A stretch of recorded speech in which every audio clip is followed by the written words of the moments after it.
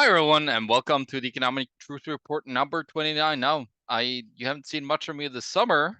It's one of the reasons is because I've been very busy in the yard, and then of course I've been busy harvesting, lots of stuff to do. So, and of course you know I'm not off the grid of economics and macro. I constantly follow it. But I just haven't had time to really put out a proper report to you guys. But today is, of course, the 21st of September, and a lot of things are happening in the world. So I thought it would be very important to, now that things are starting to wind down, that we get back to talking about the economy and what's happening, because all of Wall Street is now back to work, and their algos are out there, working hard, trying to make a buck or two for JP Morgan and Goldman and BlackRock and all these scumbags out there. So yeah, it's important that we take a look. And of course, there's lots of stuff happening. We have had, of course, several more banks that have failed since SVB, Silicon Valley Bank, failed. And so, yeah, there's lots on that. Of course, I've been on other shows every now and then to share my opinion, but it's important that we get back to, putting out the show and exposing what's happening in the world to a lot of people. It's been a while since I did my last report. It was with what's his name again now? I just want to get it right here. James Cunnington, a friend from the UK, which is an expert in gold and silver vaulting, and he's also a staunch IT guy, and he knows a lot about programming. So we did a thing on that. I'm actually working with a new friend of mine, which is Alison Pyburn. We did a report called The Great Reset Without Government, that we did. That was report number 27. Now, we're going into some very deep stuff about derivatives and student loans and so on. And so we're going to put out some special reports on that. So stay tuned for that coming out. But let's get to the more important things than hearing me talk about what has been going on in my life, which is more important to you and your wallet, which is what is happening in the world today. And yeah, let's get started here. Just give me 1 second. I'm gonna just share the screen with you guys. So let me just do that. Let's see here.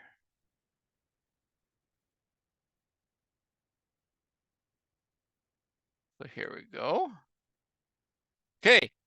So yeah, what we're gonna look at right now is we're gonna take a look at what's happening in the markets and what's been going on for the last month or so.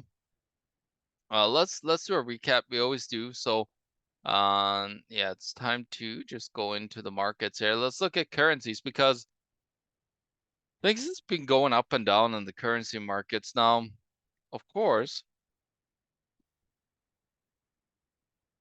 currency markets are, an important backbone of the whole world Ponzi scheme that we have. And so, yeah, rates are happening. The rate changes are up and down. There's several currencies that are losing, several currencies that are gaining to the US dollar. Since we talked, like of course, the DXY has gone down, but it's come back up again. So it's dollar strength, if we can call it, but it's not dollar strength. It's actually the stronger out of the weak currencies in the world, which is basically all of them. Most nations today are heavily indebted and has no way of exiting. What's happening. So there's lots of bad things coming for the economy now. What we're going to look at here is, of course, we got the different currencies. So you can see here. Let's go by continents here. Okay, so let's go to monthly. Well, actually, year over year. Let's look at where's year over year now. It's a good time to do it and see what's going on. So the ruble, the lira is losing hard right now year over year. The British pound also down. The euro is down. Currencies that are gained are all of these at the bottom here. The biggest gainer is the is it what is the Albanian currency? Lek? Yeah, that is correct. The Albanian lek is one of the biggest gainers, and the Hungarian forint, the Polish zloty, the Czech krona, I think. And so yeah, there's lots of things happening in the markets. It's up and down quite a bit on the currency side. The Icelandic krona has been gaining, but we're gonna go into some more important things here than the currency markets. We're gonna talk about a little bit of economic data that has come out that is very damning. And of course, I'm sure probably most of you that listen to this report actually have been following what's going on in China, in Sweden, and Germany. All the big manufacturing countries are all starting to fall apart. And it's because, of course, that demand is slowing around the world. And so you have those countries. Now you're also seeing, I think, South Korea and Japan are also slumping. Producers like Peru, for example, is also slumped. But let's go back to currencies here. Venezuela is in deep trouble again with their second currency, the Bolivar Soberano. They're in their second hyperinflation, by the way, guys. For those of you that didn't pay attention, of course, Suriname is yet again in trouble. They've been in trouble before. You could see a huge drop year over year in value to the US dollar. The Haitian currency, not sure, what is that, Gulden? Oh, Gorde. Gorde is also losing a lot of value. So for that, yeah, the Dominic Dominican Dominica is also their currency. Some stronger currencies: Costa Rica's, Mexico's. We got the Colombian peso, the Chilean. What is that? Pound? No, peso. Of course. And they are gaining to the dollar year over year, so they're strengthening. And say the Canadian dollar is staying pretty much the same. Now oil is strong, so you'd think that the Canadian dollar and other currencies like the Norwegian krona is going up quite a bit, but they're not. Let's go to Asia now and let's look at some strength here. Look at, you got hyperinflation happening in Lebanon and Syria. Laos is starting to hurt, Pakistan as well. Now Uzbekistan is joining in. The shekel in Israel is hurting. The Kyrgyzstanian, what is that now? Sum is also in trouble. And then, yeah, this is a minor moves, of course, like less than 10%. It's still a lot, year over year. But yeah, it's like losing 10%. Let's say that you did most of your trade in US dollars and or you had US dollar loans. Well, 10% gain in, basically your mortgage will go up. The principal would just increase because you're owning more because your currencies are crashing in value to the US dollar. Afghanistan's currency, Iraq currency have strengthened a bit. Sri Lanka is strengthening. So we're good then in Sri Lanka, right? The Korean won, dinar probably in Armenia. Strengthened slightly, like it's not like huge moves, but 10% is, yeah, it's decent move, but not huge in an informal way. We got here in Oceania, in Australia, we got what is this? The franc. It is the CP dollar, the CP franc. Yeah, the colonial franc. Is that correct? Um, So that one is strengthening, and then of course, losing a little bit is most of the currencies, except for the Australian dollar, staying pretty stable to the US dollar.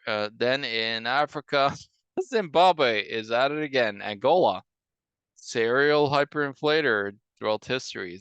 You know, these two are right on top here again. And of course, in Nigeria, you have full-on collapse because they tried to go into you know, more cashless. They tried to force the e-naira onto the public, and so what happened is that people are stopping to use the Nigerian naira, right? I believe it's called. Let's just double check here. Yeah, the naira. Sorry. They're stopping to use it, and so you can see there's a lot of African currencies that are really struggling here. And there's a lot of loss year over year here. You got this is Burundi, Zambia. You got what is this now again? This is the Congolese franc. Yeah, there's a lot of African currencies that are really getting whacked, and it's probably also because commodity prices have gone down, of course. And so you see a lot of things happening there. And so yeah, there's a lot of that. And then there's a few Cape Verde, South Principe, is that it? Yeah, I was right. Their currency is a bit stronger. And yeah, Cameroon, Ivory Coast. Which one is this now? Mauritania? Is that Mauritanian franc or something? Seychelles rupee, Moroccan dollar, dinar, sorry, the Tunisian dinar, Libyan dinar. Like they're all slightly strong, but not too much.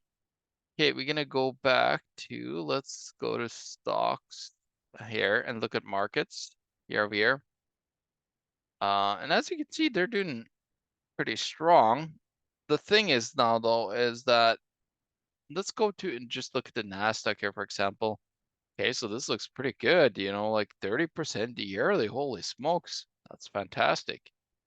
But then if you look at the longer scheme here, we're still down from the peak of 1684 here. So we're down about 10, yeah, 10, 12% maybe, down from the peak and that we had on November 15th, 2021, 1700. So there's still, like, even though they're up 30%, you're still not up at where you lost. And then we might be looking at entering a severe crisis. And so if stock prices come down, as you can see, it's slumped down. There's some resistance level here, right here actually. It'll be interesting to see where we're gonna trade tomorrow and see if we're gonna come below that 14. What is that today? Yeah, it's at 705. So there's the resistance level that it had last time it went down now. And so we're seeing if it will bounce and then go lower. And then the next real big one would be down here at the bottom in 2022 where you had 11,000. So we'll go down there. That'll be the next question. And if you look at a 25-year chart, look at the, you know, this was the dot-com bubble, 2002. It's down at here.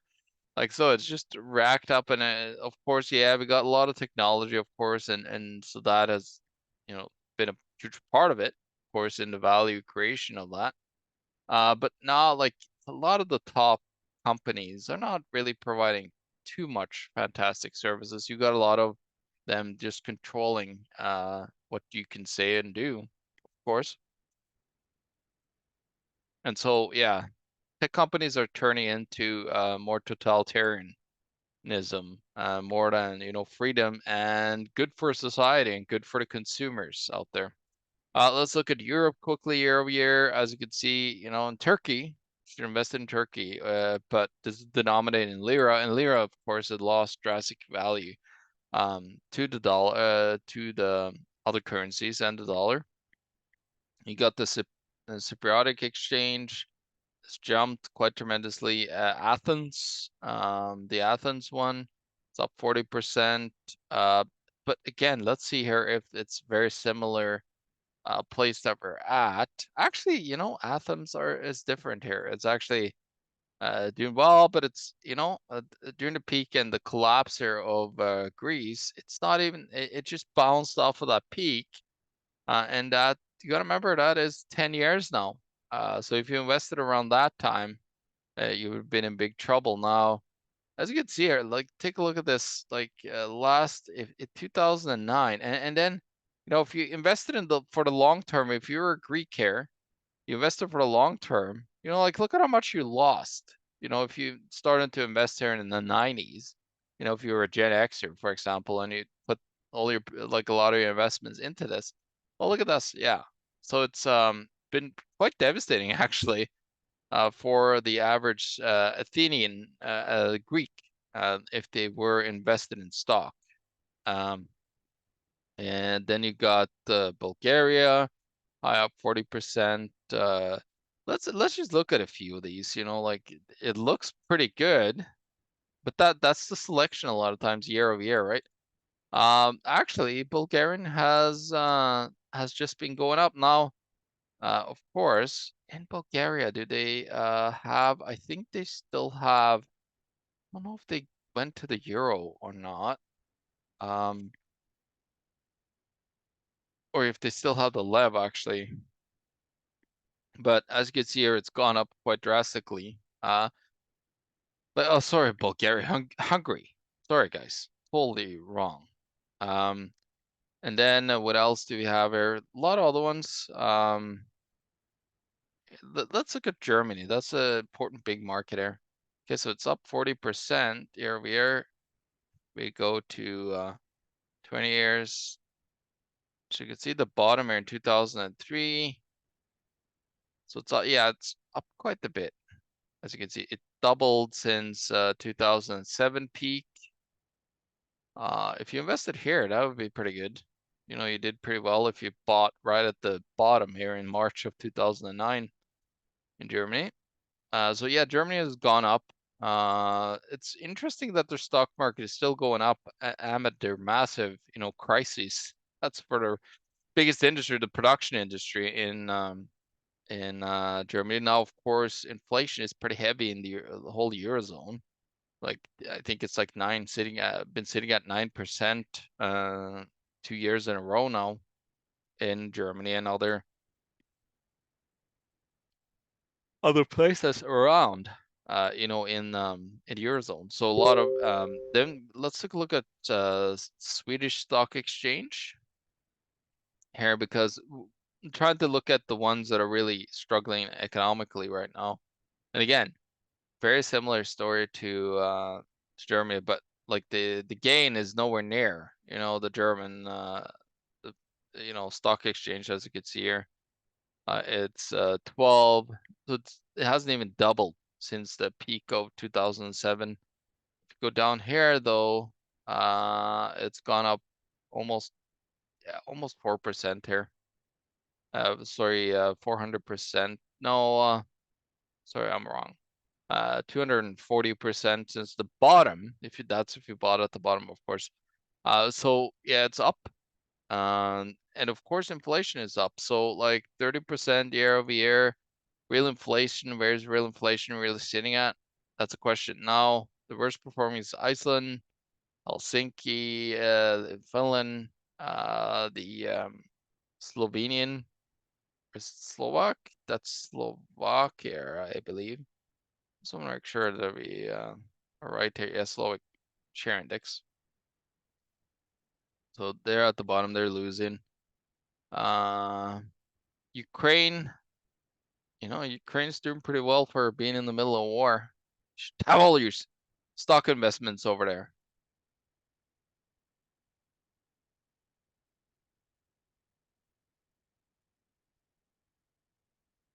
Yeah, and sorry, and then we got the US. So as you can see, the stock exchanges in Argentina and Venezuela is doing pretty well, except for that they're having massive hyperinflation problem there. Nasdaq is up 30%. If we look just at Nasdaq, Mexico 12%. Commodity heavy, Toronto Stock Exchange 4.15. Still not very high.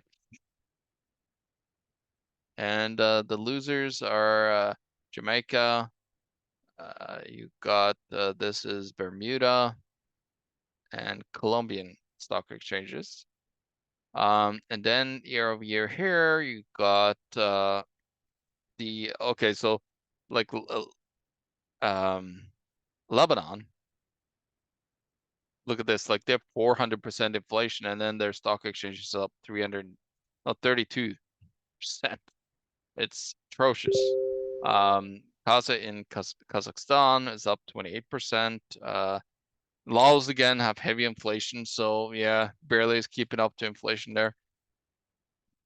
Japan is up, yeah, but again, their currency is crap, so that has something to do with it. Is this Dubai? I believe. Let's see here now. We nerd, yeah, Dubai Financial Market Index. So that one is up, as you can see. It's doing pretty well. Taiwan is doing pretty well. Nifty and so on.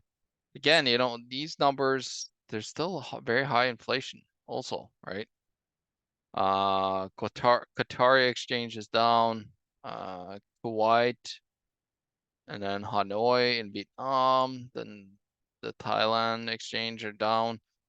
These are down because they're heavy producers and manufacturers, a lot of them. Shanghai is down, even with heavy manipulation from their current government because of the massive issues in the real estate sector right now and lack of demand, of course, from the rest of the world.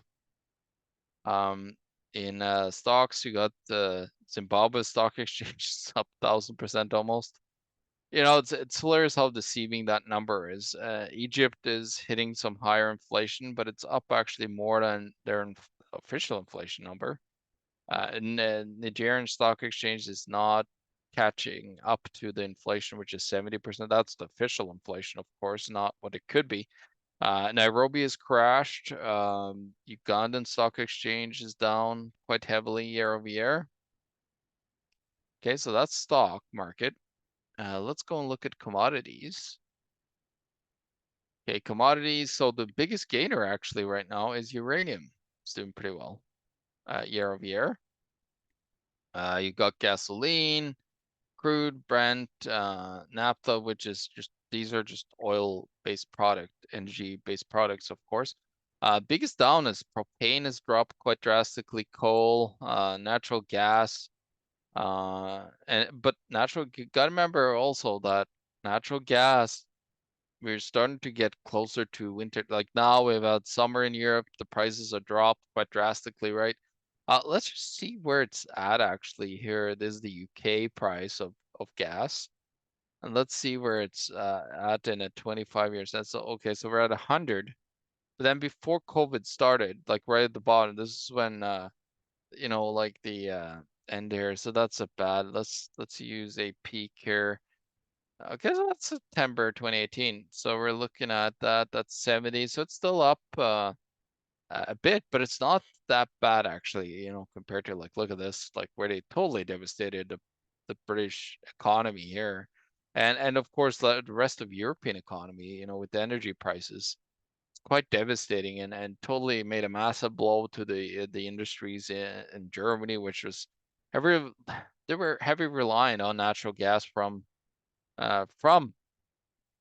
Russia, of course. Nord Stream 2 got blown up accidentally by you know, a little sailboat. Some guys were you know, little terrorists were down there blowing it up. Yeah, like we all know what happened there. Year over year gainers are silver has been doing quite well. Now, of course, this price is not that high. If you look at gold prices in other currencies other than the US dollar, most of them are actually reaching all-time highs versus other currencies. So the only one that's not like reaching those highs is the gold in US dollar terms. Copper, let's look at copper quickly because Dr. Copper tells us how the economy is doing. Right now, you can see it's on the downslope here. It's not like peaking up. That tells us that economic activity is good. So the old peak here at 489. Now we're down at 370 here. Where are we at here? Like historically, let's see. 2009 was kind of the peak. Yeah, so this is after actually. So you can see the stock market crash here. It just completely get eviscerated. But then it actually falls. It's almost like very similar to gold and silver actually. It falls after a crash. People panic, then tried to find some kind of safety net to be into. Lithium has just collapsed because it went up and everybody was like, yeah, we're gonna have like all electrical vehicles in 2 years now. And as you can see, it plummeted down quite a bit, from peak. The insanity was all the way up here. So it's lost a tremendous amount of that value. Probably like more than the what's here, but this is year over year, of course. Titanium is also severely down. So these are industrial metals. So this is important here, the steel portion here, very important. And you can see it's down on a global scale. Orange juice is up. Like these are agricultural commodities. Orange juice is up. You got cocoa, sugar. Then the biggest losers here are butter, wheat, sunflower, coffee, corn, lumber, rapeseed, cotton, canola, wool, and tea and rice. But like a lot of the commodities are down because some of these are commodities that are used in, of course, secondary consumption.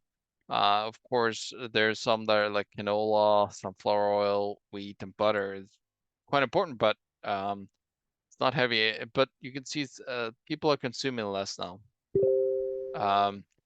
We go to the industrial metals. This is probably some of the more important ones. These are, of course, the special metals. You got iron ore. Look at iron ore is up 23% here, which is very interesting. Lead is a huge consumption, industrial material. Soda ash as well. But then let's see what is loose in here. Urea ammonium, it's down, but that was a massive bubble in urea here. Palladium, cobalt. So these palladium, cobalt, gallium, it's very neodymium, nickel, all battery based. So like the whole ESG thing is kind of collapsing. Zinc is a very important part of industrial metals, of course, but it's interesting to see that iron ore is up. Let's go and take a look here quickly and see if we can analyze this a little bit here. And as you can see, it's went up here in 2021 to its peak. We have an old time. Yeah, we don't have any 2008 to compare with here. But as you can see, it's on an upwards trend. It could go a lot higher potentially. And that could do with the second wave of inflation potentially. Is there deflationary pressure? Is there inflationary pressures? I think there's both. So there's what you call disinflation, where you can have inflation still going up, but then debt and so on is collapsing at the same time because people's salaries can't keep up. Then we got livestock. So beef is up, and poultry, but here's Brazilian beef. This is American beef. It's heavily up. Eggs in the US have gone down. Like that was on a rip, I believe, if I'm not mistaken. Let's go and look at eggs here. They had the supposed avian flu that, came in and devastated. Like, look at this. You have five. It's down about 40, 60, no, 70 something percent heavily since the peak. So it's starting to normalize quite a bit.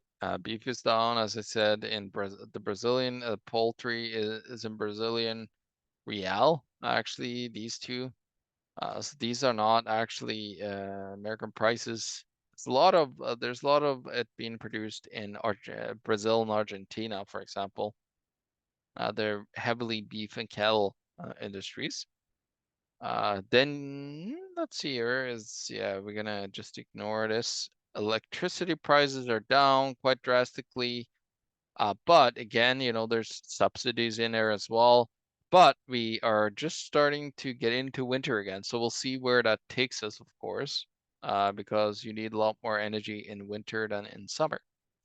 Okay, so let's look at bonds. We're just going to look at mostly the United States. So what is happening here? As you can see, huge rip up here in just a day. You're up like 0.15%, but that doesn't sound like much. But in the grand scale of things, like you could see, it's quite the big. But look at here too. You had the run up here from the bottom in July, all the way up to October 17th there. Huge run up. After we were at 2.6, up to 4.1. So that's when it started to really move up interest rates. But now you're starting to see it move again. And if you look at yield curves, of course, the yield curve has been very heavily inverted. It was all the way down to 1%. Here in Canada, actually, it's inverted still by 1% or so, which is just showing that we're heading for severe, potentially depression. And in the United States, you're seeing the 4.50% at, for 10-year. Then you're looking at the 2-year. It's at 5 points. So we're looking at what, 64 basis points. So say 0.64%. We're looking at as an inversion still. So until that actually reinverts and then we get a massive crisis, we're still waiting for that. So, but keep an eye on that. Keep an eye when that reinverts. That's when the financial crisis usually starts, because when it reinverts, it basically means that the short-term rates are getting cut by the central bank itself. Let's look at a few here just for shits and giggles here. Germany, again, an inversion here in Germany. Let's look at a few of the bigger markets here. The United Kingdom, 10-year versus 2-year. Where's the 2-year?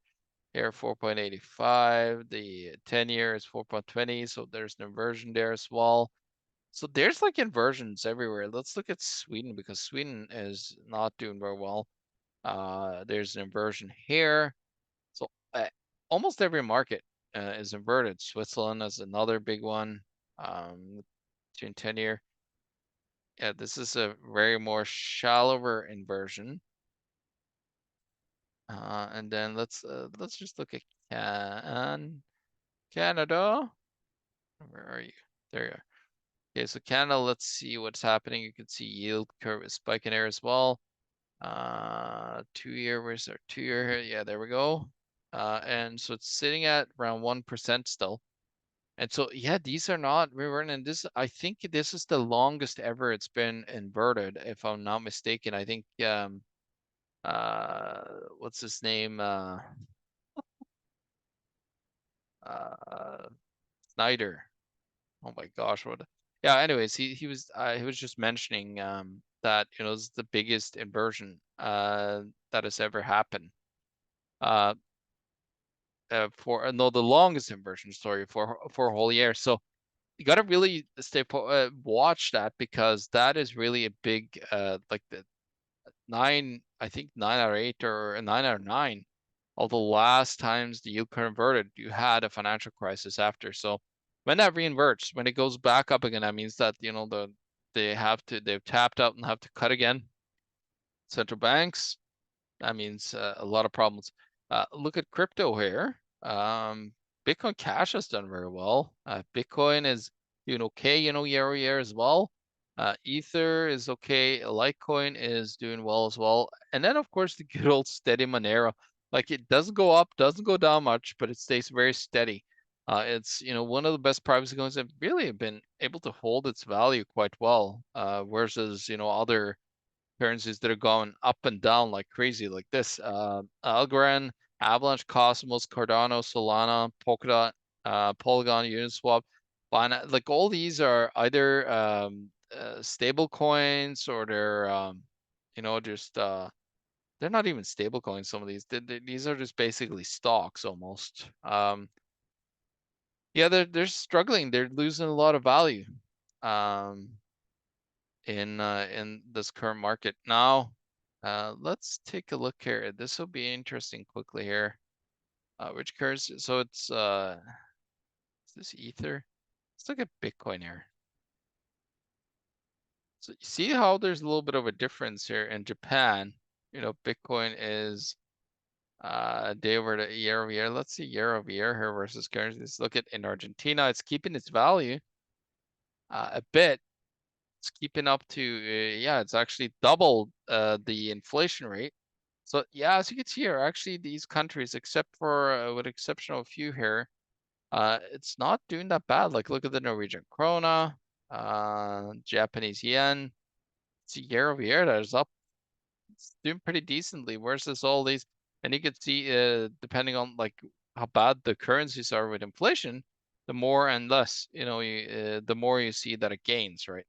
And so it's interesting to see how Bitcoin actually, together with gold, as I said before, are really good at protecting some form of purchasing power for you. Okay, so I think that's it for now. What we're gonna show you, I think yeah, I think that's good for macro right now. But let's just look at the big macro picture. Inflationary. These are currencies that are just getting devastated right now. Like look at like all these have over 20%, over 10% inflation. Uh, like these are not doing well. 10% inflation, that's like taking away and losing 10%, unless you get a 10% increase. And then, of course, that is the official number from the government that is manipulated.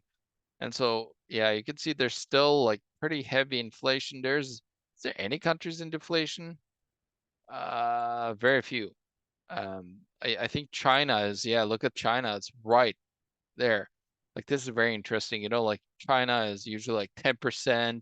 They're growing pretty heavily, and look at now, they're basically at nil. They're China is collapsing with, of course, Evergrande and Country Gardens, being in total utter disarray, and then people are panicking into gold actually. And I think let me see if I could pull up and show you guys this quickly, because this is a very interesting chart here. Let's see if I can, yeah, let's move this over for you guys. This is my Telegram channel. I highly suggest you come and join. I post daily what I feel is important. But look at this, Chinese gold hits record against the world. And so this is premium to international prices. Topped $120 an ounce in gold. And look at this. This is like basically when the panic is the debt bubble, the massive real estate debt bubble that they have in China is collapsing, right? But you can see people are trying to hide in gold. And of course, when there's mass demand for gold, physical metal, it's hard to get your hands on it. So it's like a huge gold, Shanghai gold premium right now. And you see people flooding. Like this is not normal. As this guy posted a financial commentator on LinkedIn that I follow, and so yeah, it's very telling that in China they're doing really really bad. Of course, in Germany it's a little bit similar. It's not as people are not as aware of gold there, of course. But things are happening there as well. Like all the manufacturers, like if you look at, do we have jobless right there? Yeah. If you go and look at where's Sweden?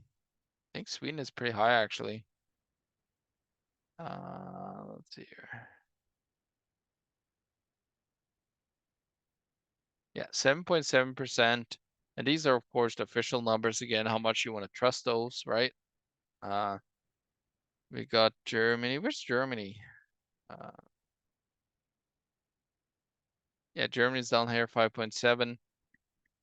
So things haven't started to really come and wind. Now in China, of course, they've removed. They had 21.70% youth unemployment. I think that's 18 to 24, and they were unemployed there. And what you saw was just like the government's like, yeah, I'm not reporting that anymore. It's like the United States M3. They stopped reporting that because numbers started to look bad, right? So, but yeah, let's get into the news. And I thought we'd look at some kind of this media is plus supported due to corruption problem or because media used features your browser did not support. Let's try it again there. Yeah, here we go. This is just a new World Economic Forum video. And yeah, it's talking about dark data. You know, near identical images. Filed and forgotten spreadsheets.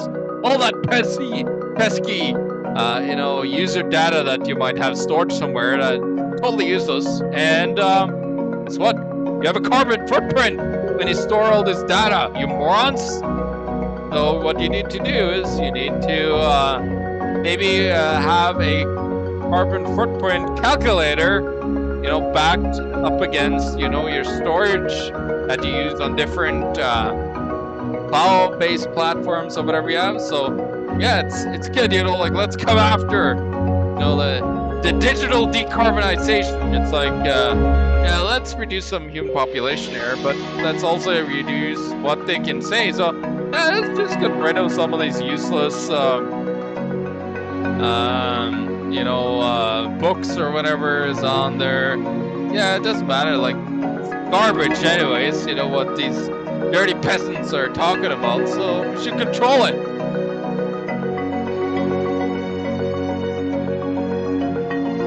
That's your carbon footprint. What's your carbon footprint? Sorry. Yeah, just had to laugh at that, but that's, you know, one of the later they're all about the climate. You know, we've got global boiling now, according to Gutierrez at the UN there. We're gonna just jump forth and back. I was gonna put this together, but it's I just thought let's just have a little bit of fun and not talk in comparison here, and just go over all the stuff that I pulled up that I found is important. Now, Alberta, this is interesting. This is actually from today. Alberta releases pension plan report, seeks 52% of the CPP's assets. Yeah, they want a piece of that pie of the Canada Ponzi, pension Ponzi, as I called it in my book, Canada, the greatest economy in the world, ? You should really read it because a lot of stuff that's happening in Canada right now is written about in my book from 2016.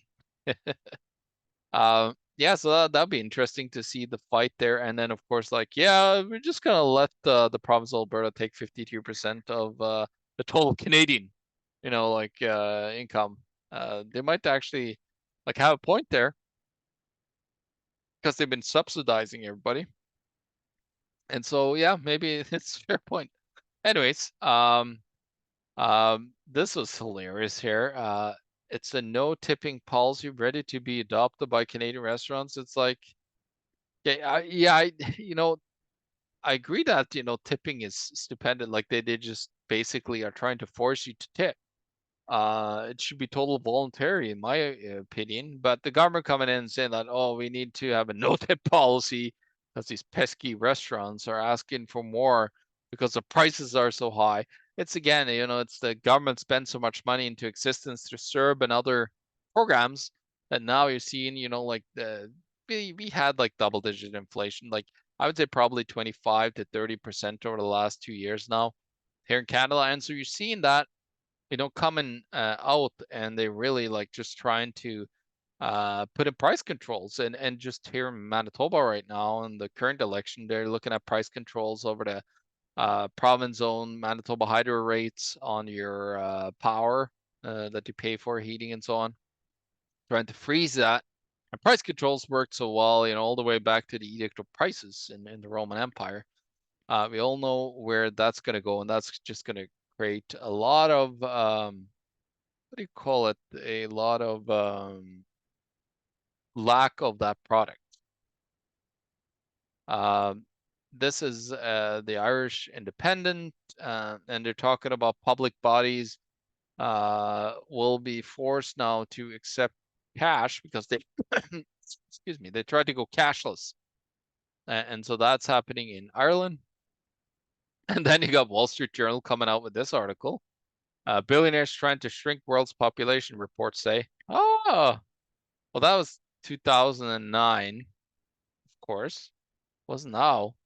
So it's interesting how it's so long ago that they talked about this, and it's really happened. Like now they're talking about left, right, and center, anyways.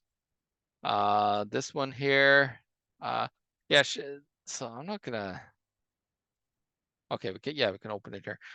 Chicago mayor proposes launching city-owned grocery stores as Walmart, Whole Foods leave due to crime and lack of sales. Yeah, because everybody's just stealing because they've been told that we should live in economies. So, hey, just come into the government stores and just steal even more, And yeah, government is the solution to the problem here. Like government created a problem, which was, the flight of and the creation of crime and everything by having massive gun laws, the huge spending that created inflation.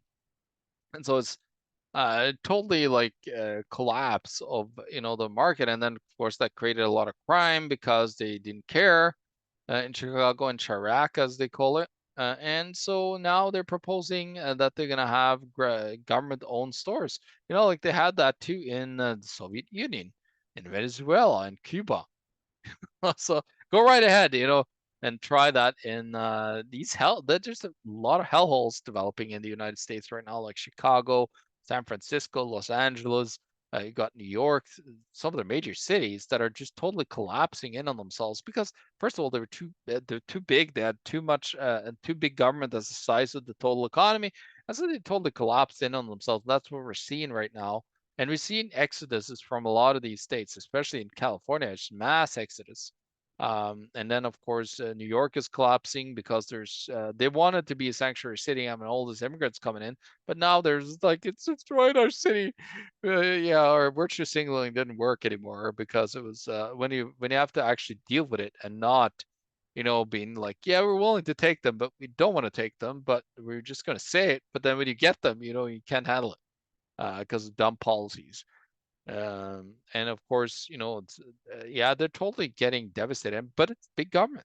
That's what really big government, massive taxes destroyed, the base of their tax base, which is like people just fleeing them because who wants to pay a lot of taxes and get shit, back into service? And that's what we have in most major cities today. So I just prefer to live on the countryside where, it's quite more nicer and I pay a lot less taxes versus if I were in the city. Here's another one. Even millionaires are afraid that they will outlive their retirement savings as experts weigh in on how much is really enough to retire. Now, of course, the millionaires that they talk about here are like a lot of middle class people are millionaires now because much inflation. And so yeah, it's we can all be like the Zimbabweans for the quadrillionaires, most of them. And so yeah, just further destruction over over time. Here you got from Telegraph, Elon Musk Neuralink gets green light to recruit humans for brain chip trial now. So here we go. Of course, it's for the greater good of people with ALS and other bad neurological diseases. And of course, like yeah, if they want to do it, go right ahead and help them. But there's a lot of push that they want to, like yeah, just have that brain chip in your head. You'd be so much better of a human being, and we can control you. So there's good and bad about all that as well, which is very interesting. What's happening there with Elon Musk and Neuralink? After steamrolling Credit Suisse 81 investors, UBS is selling cocoa bonds on its own. So that's excuse me, that is of course the bonds that are yeah, 91 AK contingent convertible. So like it's their highest, supposed highest tier bonds. But now you're seeing the UBS, of course, it took over Credit Suisse, and now you're seeing them just committing the same atrocities again. And of course, Switzerland is one of the most indebted countries in the world. Their banks are garbage, in my point of view. Some people totally disagree with that and say that it's fantastic there, but that's my opinion anyway. So yeah, UBS is starting to go down the same, monetary monetary black hole as Credit Suisse did, and of course, Credit Suisse was one of the biggest derivative issuers in the world, and so there's lots of very, very many skeletons in the closet. It's like finding the mass grave from the Roman Empire. We find skulls in a basement somewhere. That's what they're gonna find very soon over there in Switzerland. Um, okay, so then we got commercial mortgage-backed securities are in trouble. This is a Broadway. Oh, excuse me. This 1407 Broadway Surestein loan has become 30 days delinquent and was transferred to special servicing and is the sole asset backing the commercial mortgage-backed secure deal BCMS 2019 dash BWA. So that's actually the name of the security itself that people have invested in, and banks and pension funds. Not to mention this article is that the fact that Fitch affirmed the AAA rating and other ratings in June. So they're still AAA rating it, but it's not able to instant delinquency already. So this is the commercial real estate wave that is just coming in. Of course, who's at the bottom of this tower? It's nobody other than our good friends at Wells Fargo that, me and Joshua Sigurdsson have covered in great length their scams that Wells Fargo has been doing. So it's pretty fitting that it's at the bottom of a tower that's failing to pay the rent, or like maybe they can't even pay rent, Wells Fargo. Maybe that's why they're collapsing. Funny little thing to make fun of course, because Wells Fargo is one of the most corrupt banks in the world. Then, major central banks are on the brink of peak rates, but the inflation battle might not be over. So, like, they're panicking because they raised their rates quite high, in terms, but not in historical terms. We're more back to normal. But now they're panicking because, like, it's pretty damn high, and we got lot more debt than we had, when we were at 5% last time, 4% in Europe ECB's terms here. And so they're really struggling, with what's going on with interest rates, and just putting a lot of pressure. Like, there's a lot of loans that are starting to renew. In Canada, you got 5 returns, so probably 25, 26 is when you're going to see complete devastated collapse here. Of course, in the US, with rates being now up at 5% almost, you're looking at like 8% almost, soon in 30-year mortgages that they have. So like 30-year term mortgages is like pretty insane in my view, but that's what they have in the United States. And like looking at that, a 30-year term mortgage is that people can't even enter the market. Like they have no chance in the world to enter a market anymore. And so you're seeing that a lot. So that's going to just create a massive cliff that we're just going to fall off of. Everybody thinks that we're going to come back, and people are going to start borrowing again because we're getting higher salaries now.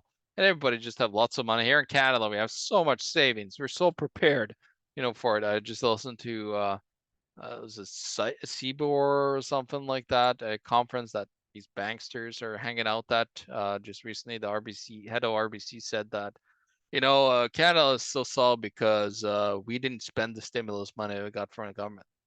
So yeah, I guess it's sitting there, and it's all good.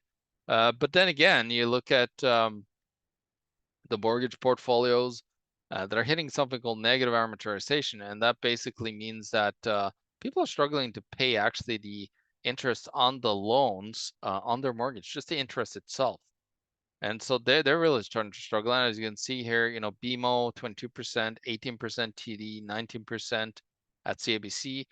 So these mortgages are starting to get underwater, and it's going to get pretty wild in Canada. I predicted in 2017 that we're going to hit a collapse, and of course then rates were cut and just gave a little bit more fuel to the fire. And then I got COVID, where everybody just went moronic and bought at atrocious low interest rates where they just basically can't afford it, like 1-2%.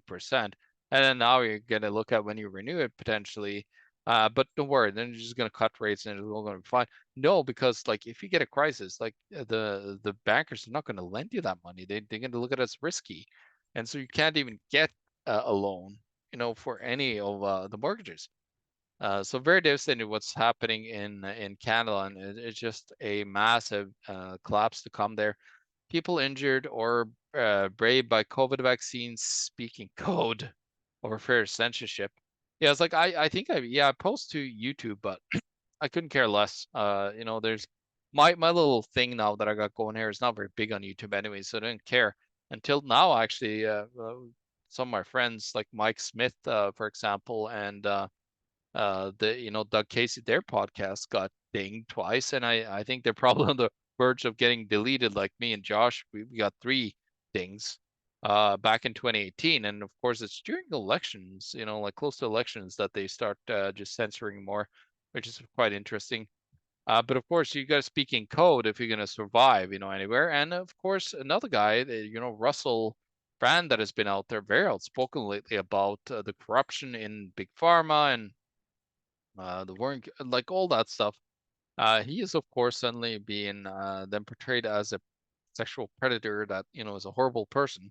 Suddenly, and of course, now it's come out like right after that came out, and so like, oh, there's no conspiracy. Nobody's trying to do that. He's just a terrible person. And then you find out that the Minister of Sports or something else, I forgot what, but in the UK, she sent out like several, dozens of letters to all these social media platforms, and of course, Rumble came out there and said like basically go screw yourself, and we're not going to censor anybody because a government wants to censor. We got in this from Norway. We got Jonas Gahr Støre, which is, he probably is one of the newer, I don't know which big uh, title he will have, when he stops as prime minister of Norway. Excuse me, but yeah, it seems like prime ministers from Norway's Labour Party get some pretty big positions. Like Stoltenberg at NATO. You got Gro Brundtland, which is the World Health Organization. She actually got in now suddenly and sits on the city council of Oslo, the biggest capital of Norway, and she's 84. And it'd be very interesting to see what she'll be up to, because she's the architect of, the our common future. She wrote the document that has become Agenda 21, the Sustainable Development Goals, and so on. So she is pushing that agenda probably very deeply now in Oslo, as I think they got a majority. No, I think the conservatives got it, but anyways, she's in there, trying to stir up some totalitarian globalist stuff. Anyway, so Norway's preparing for big long from war. They're probably preparing because they know that they need a war in order to cancel the depression that is gathering steam, especially in Europe. It's pretty bad, and so they're as economists here in Canada said in at the University of Manitoba said, the World War II really cured the Great Depression and deflation. It's great that we print money and murder each other. It's a fantastic idea to save the economy. What a bunch of this is the thoughts of these morons, anyways. Now, of course, here's massive transparency issues affecting debt for nature swap market. So I think this has to do with the carbon credit market and so on. And Yeah, like, and I think is this also NACs, like natural asset corporations? I don't know if they've gotten that far to issue them, but debt swaps arranged by Credit Suisse, Bank of America face scrutiny, so they're in trouble, of course. And greenwashing, it's been talked about all the time, or just corruption, like using ESG. Like the biggest, me and Tim Pachot, we actually broke down and showed you how the biggest ETF, ESG ETF, is just full of garbage. Basically, the S&P 500. It's, it was like they just stamped it with ESG, and then charge you more for it to make a little bit more money. These scamster on Wall Street, like Larry Fink and others. And so yeah, there's issues with that. And then this is pretty hilarious. I know that it's been talked about by a few people, especially Matthew is former military guy from the U.S. and he just made me aware of this article. Marine Corps searching for F-35 pilot. F-35 after pilot eject themselves in South Carolina. They found it 2 hours away. I don't know where. But it was pretty hilarious. They sent out this one. We're working with and blah blah blah Beaufort. radar or whatever it is to locate F-35 that was involved in a mishap this afternoon. The pilot ejected safely. If you know any information that may help us find our recovery teams to locate the F-35, please call the base defense operations center. Like we lost it. We lost a one of our biggest assets, $1 billion asset, and we don't know how to find it. And then, of course, the C40 initiative, the cities of 40, they have the net zero, like here's the mayor Sadiq Khan in London, has a radical vision of the net zero that critics say will restrict personal choice. And they want to remove dairy, eggs, and meat, and what you wear, and so on, and all this stuff. And it's getting pretty crazy, actually. Like they're just basically wanting you to use nothing, and then use the gun of climate change and global boiling, as they hold it to your head, and then forcing you to then consume less, while they have nice clothing on, and probably pretty good car. Maybe he walks to work. He's a sustainable guy.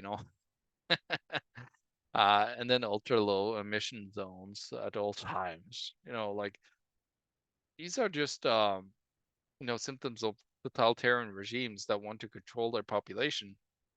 And the city 40 is, of course, like there's an initiative that's out there. Let's see if we can just pull it up here. C40. Uh, 40 cities. There we go. So these are the cities here. And as you can see, here's Chicago. Chicago, we just talked about them, having to have their own government grocery stores. Toronto, Montreal, Boston, New York, Philadelphia, Washington D.C.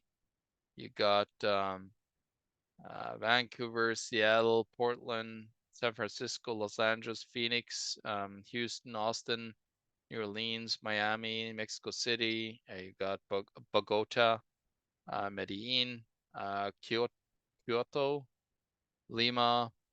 You got Salvador, Rio de Janeiro, Sao Paulo, Curitiba, Buenos Aires, Santiago. Then Europe, you got Oslo, Stockholm, Copenhagen, Berlin, Warsaw, Rotterdam, Amsterdam, and London, Paris, Heidelberg. We got Milan, Barcelona, Madrid, Lisbon, Rome, Athens, Istanbul, Amman, Tel Aviv. Africa, we got Dakar, Freetown, Abidjan, Accra, Lagos, Addis Ababa, Nairobi, Dar es Salaam. You got Johannesburg and Tshwane. You got Durban, Cape Town. In the Middle East, you got Amman, and no, I said that already. Dubai, and then you got Karachi, Ahmedabad, Delhi, Mumbai, Bengaluru, Chennai, Kolkata, Dhaka. That's all like India. And then you got Chengdu, Beijing, Dalian, Seoul, Yokohama, Tokyo, Kwandai, Nanjing, Hangzhou, Shanghai, Nanjing, Wuhan, Chengdu. I got Hong Kong, Guangzhou, Fuzhou, Hanoi, Bangkok, Ho Chi Minh City, Quezon City, Kuala Lumpur, Singapore, Jakarta, excuse me, Sydney, Melbourne, and Auckland. Those are the cities that's going to implement. I just thought it was important to say all of them. To implement some of these crazy things about low emissions and so on. They just basically want that 50-minute city, so you're stuck in a place where you can't move around, and then you're basically a slave in the city that they can control a lot easier through a lot of the digitalization of ID and potentially CBDCs and so on. So they're really trying to destroy every single little thing that you have of privacy and private ownership left. It's a bunch of commies basically running around. This is from Nikkei. Global corporate interest payment burden rises to record 125 billion. Corporations across the world shoulder roughly 12.75 trillion in debt, interest-bearing debt. And so the current like payment on that um, rose record 125 billion. Like that's how much it is on that 12.75 trillion. So that's 125 annually that they have to pay, and yeah, that's a huge burden, and that's what everywhere, right? When interest rate rises, we talked about that just earlier, is that it just devastated you. You know, like you're looking at, for example, you had a 2% interest on, let's say, $2,000 payment, and then it raises to 6%. Well, now you're having a $6,000 payment, and unless you got like $4,000 more suddenly, you're gonna be pretty much bankrupt. Okay, so yeah, that's that. Like the global debt bubble, we reached like completely peak debt now, and we're in a lot of trouble. The U.S. lost 4 million days of work last month due to strikes. So now we're seeing this is the 2000s. We're starting to see again a lot of strikes, high inflation. Everybody wants more money because their purchasing power has been completely destroyed. So they're just panicking and they want a lot more. Of course, the UAW, United Auto Workers, I believe, the union is called, they really want, as much as their CEO, 31% increase. It's like, yeah, go ahead. Like, and let's bring back all the work, as Biden says, to the United States, but be prepared to pay. Like when you were raising the 31%, be prepared that that price of those cars are going to go through the roof. Like that's another wave of inflation that's coming down because direct, workers that can spend that directly into the economy on different things. And so that will increase prices even worse. So it's like a vicious cycle. You do that, you get bad inflation from government spending and government programs, and then people want more because like they lost all this purchasing power. So then you raise rates, and then suddenly prices go up and further. So it's just a vicious cycle that's destroying. Now, of course, meanwhile, you have also the BRICS countries trying to, apply and work on their own version of a US dollar. Now, of course, it's more of an SDR, my point of view, what the BRICS currency is going to be. They're trying to say that they're going to back it by gold, but they're not ready. There's a lot of talk, but of course, they got their own problems right now. Venezuela and China are actually in deep trouble, like especially China right now is in one of the biggest debt bubbles in history. I think in 2018, I read a report from, I think, Group 30, which is the Bilderberg of the finance industry. They were talking about almost 400% debt to GDP, like if you combine all the debt. And it's similar in other countries as well, the Western countries anyway. So it's not just China. Everybody's in the same boat here. I just want to announce quickly here. I'm gonna do a special report with my friend Charlie Robinson on his TNT radio now on the 23rd.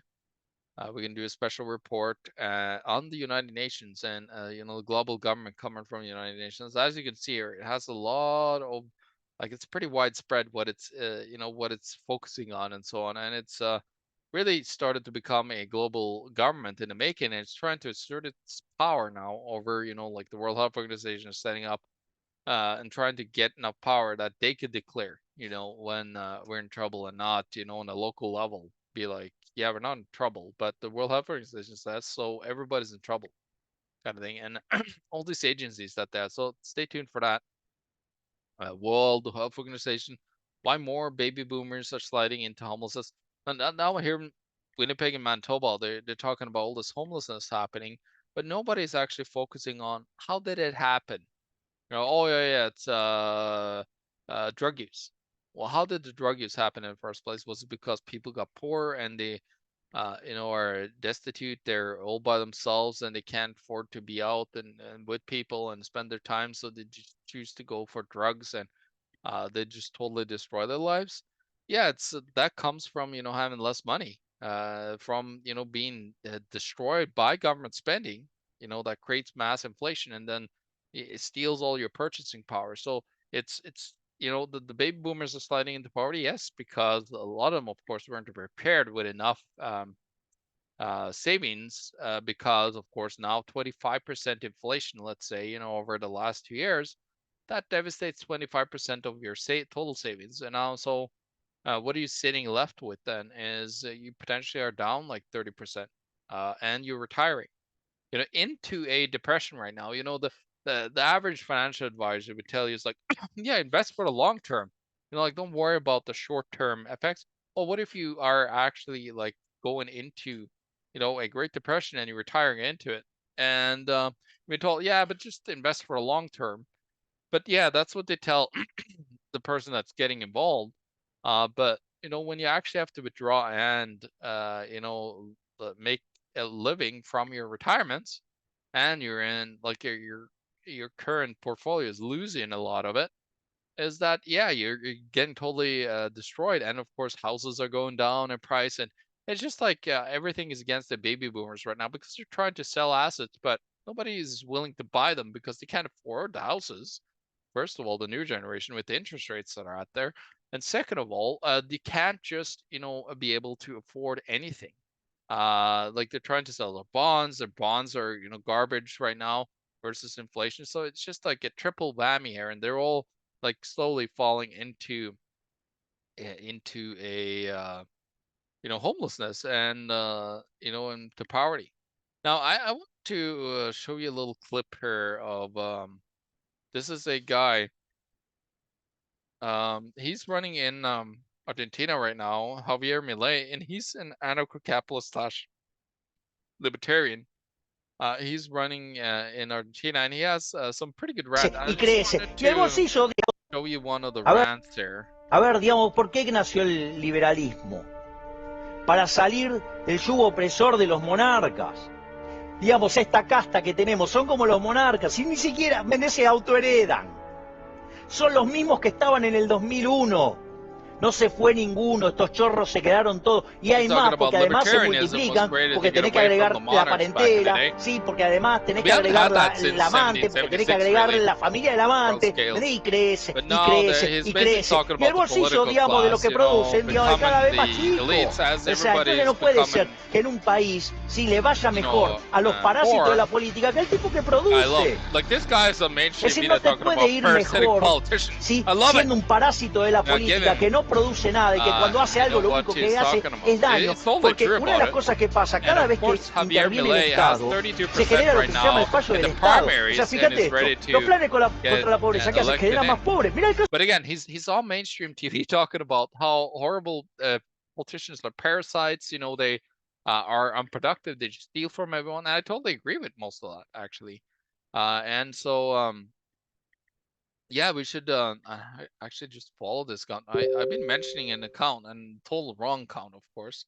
And so yeah, Javier is a very interesting guy. He's definitely like a hardcore libertarian, anarcho-capitalist.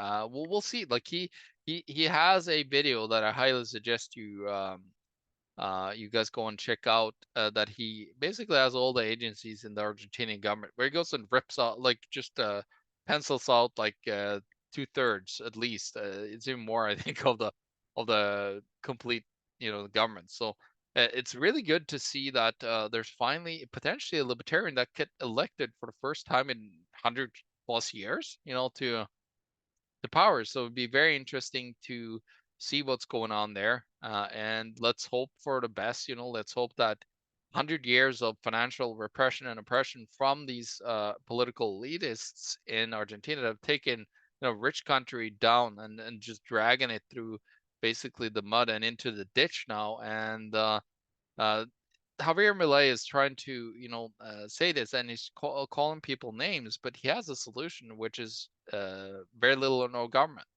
And I think that's the solution to everything. When you listen to the current like elections here in Manitoba too, is like government, do this, government, do that, and nobody's really talking about responsibility over, like, how about we have way less government, and how about the private sector do solutions to a lot of our problems, because the government created those problems by the massive spending that they've done, and so the government is to blame. And so they're trying to, it's problem reaction solution. They're trying to come out. It's like, oh yeah, the Canadian the government should have a solution to this. It's like, no, the private sector should have a solution to this. We should not have government involvement. But yeah, please check that out. It's going to be shared in when I share this, anyways. So stay tuned for Javier Milei. In October, we might have our first libertarian, um, president or prime minister in recent world history. Could be pretty interesting. What's going to happen? Maybe he gets executed, which would be terrible. He's a good guy. But again, who knows the desperacy that, especially Americans would have if a person that talks about smaller or lesser government, comes in and goes against all the Western countries. That'd be devastating. Again, the market's heaviest hitters are sounding the alarm on U.S. debt. And it's just past 33 trillion. The United States debt has just gone through the roof as of lately. It just in the last 3 months, it added another trillion just recently here. And yeah, it's gone up, since Trump got in, he doubled the debt. And then Biden has, been working hard to complete and fight with him or getting higher. Then you got here from China, you got $188 billion exodus, shows China hefty fading world markets. So yeah, basically they're trying to find used dollars. They're trying to exit out of investments in China because it was massive real estate bubble. Not as bad, not as Canada is nowhere near as bad, but again, it's similar. 30% in China was real estate of the total GDP. Now here in Canada, it's 20% ish. Canada is similar, but it's not as as blatantly building like Go cities, of course. But pre-sales are very often, happening in a lot of places where they just basically pre-sell condos and then you buy in, and then they might build it or not. And so, yeah, they're in big troubles in China. China, of course, this whole thing in China is not just China isolated. It's spreading everywhere because it started with, the Western countries going into total depression because nobody has demand anymore. Like all the currency slushing around is dried up and nobody's spending anymore. So you got a deflation, hitting the economy, and bankruptcies are starting to tick up quite a bit. 8-10%. I just doing a report with a friend of mine, as I told you at start, Alison Pyborn. We're looking at student loans, and I was looking at student loans prior to the CARES Act. Before they put in the what do you call just 1 second here. They call it. I'm just gonna find the right term here for you guys. Forbearance, which is basically when the CARES Act said we're gonna extend the payments, that you have to do. So it jumped from forbearance, student loans and forbearance went from 195 billion to 927 billion overnight after they did the CARES Act and then extended payments. Now they come back online. They have to start paying that money again. And there's lots of interest on that, 927, of course. And the default rate before, the CARES Act was 25%. Now it's down at 12.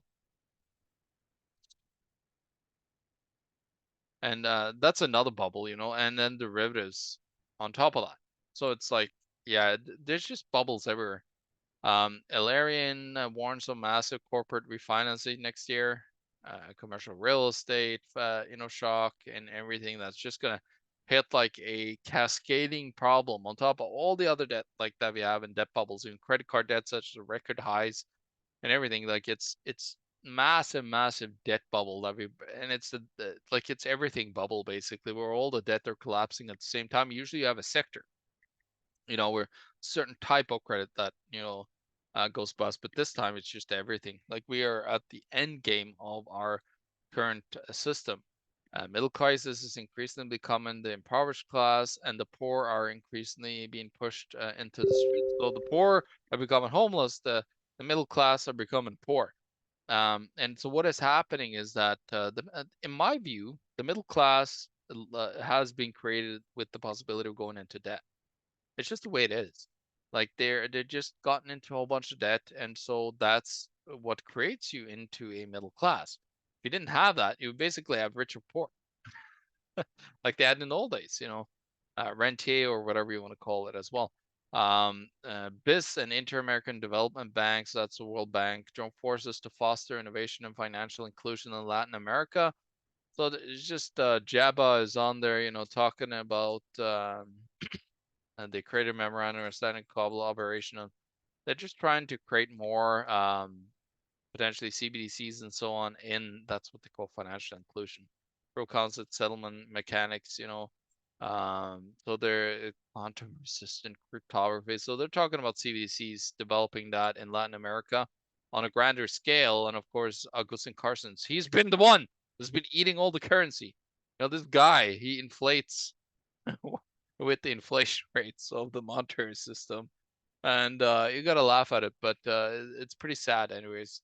And of course, Augustin Carstens comes from Argentina, so it'd be very interesting to say how devastating the blow would be to him if Javier Milei will get in there and let you talk about Augustin Carstens and guys like him, the elite of Argentina, how they raped the country for 100 years, and now potentially there might be a lot less government coming there, and people are going to panic in the Western world of now we have such authoritarianism here. So be very interesting to see, anyways. Make sure, of course, you check me out at I'm on Odyssey, Rumble, and then YouTube. Check me out on X, Twitter, or you could go and check me out on of course, LinkedIn, where I do a lot of posting as well. Get a lot of popularity there. It's interesting. You get to talk with some really high up guys there about what's going on, and they have somewhat interest in what you have to say as a peasant on the street as well, because it's a very different view of what they're used to, because they are in a big bubble, basically that they live in, in the Hamptons or wherever they are in these locked up communities that they never have to see, the real world outside of them. So stay tuned for that. That'll be very interesting. And so, yeah, this has been a great report. What we need to focus on is, of course, as I always have said, it's time to take your assets off grid. Of course, be on the grid, but be prepared, because during big calamities, there's a book out called The Great Taking, and it just talks about the Great Depression, how they actually like just basically stole and confiscated a lot of the wealth during that time.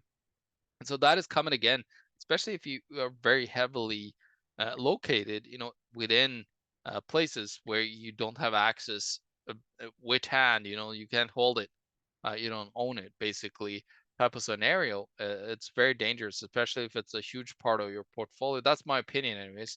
But it's very important that you take a look at that potentially and look at, how you can divest yourself away from, the current banking structure and the potential push for these CBDCs and all this stuff that's coming. So be prepared, guys. And I, of course, like I've begun. I'm planning. I'm hoping to finally be able to build a greenhouse now next year as well. On top of creating more food security, and of course, like try to find communities around you that could support you with different products, different food, and have skills.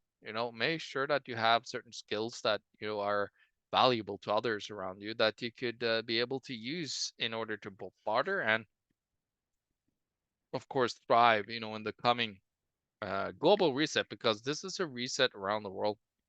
It's happening. You see a lot of different forces that are around, that are trying to be the reset. The BRICS. You got royals that are trying to reset, and the banksters are trying to have their own reset and trying to. Everybody's trying to have their controlled aspect of the Great Reset, as Klaus Schwab likes to call it. But it's a reset happening in the monetary system, and just be prepared, because there's a lot coming for that.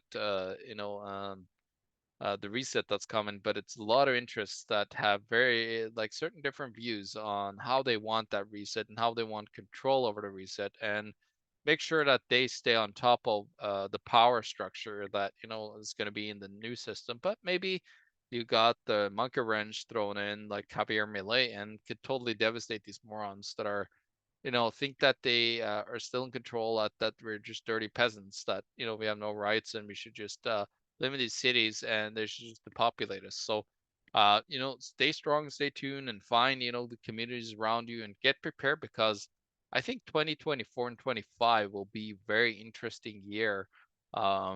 Especially with all this debt, coming due, and just increased payments. Like, how are you gonna afford this? I don't know, like maybe they'll have 100, 200-year mortgages, and you have to sign off to your unborn child, like basically as soon as it comes out of your womb, when your daughter has a kid, they also have to co-sign onto a mortgage that's, 200, 300 years. Who knows? Maybe they will own nothing and be happy. It'll be that kind of, we'll probably be very pissed off. We won't be happy, but um, that is like, if they continue going down the hole of trying to prop the system up, that's where we're going. Well, nothing, and be very pissed off. So, yes, stay tuned, and we'll get a lot of more content out there now that we're back at it. We had a good summer. We did a lot of good stuff. I did a lot of good stuff personally to position myself more and more, and not being so reliant on centralized services. So it's very important that we do that and focus on those things, because what's coming is, of course, going to be pretty devastating to the world economy and to everybody's wealth.